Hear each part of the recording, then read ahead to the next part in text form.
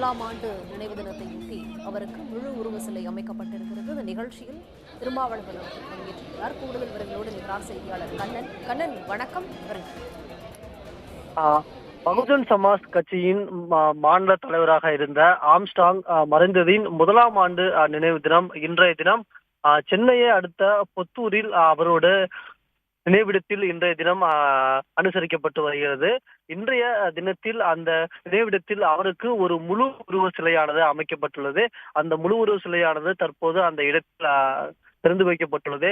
இந்த நினைவு தினத்தில் காலை முதலே பல்வேறு அரசியல் கட்சி தலைவர்கள் கலந்து கொண்டு ஆம்ஸ்ட்ராங் அவர்களுக்கு நினைவஞ்சலி செலுத்தி வருகின்றனர். அதன்படி பார்த்தோம் என்றால் விசிக தலைவர் திருமாவளவன், மதிமுக தலைவர் மல்லை சத்யா, தமிழக வாழ்வுரிமை கட்சி தலைவர் வேலுமுருகன் உள்ளிட்ட பல்வேறு அரசியல் கட்சி தலைவர்கள் இந்த நினைவேந்தல் நிகழ்ச்சியில் கலந்து கொண்டு மறைந்த ஆம்ஸ்ட்ராங் பகுஜன் சமாஜ் கட்சி தமிழ்நாடு மாநில தலைவர் ஆம்ஸ்ட்ராங் அவர்களுக்கு நினைவஞ்சலி செலுத்தி வருகின்றனர்.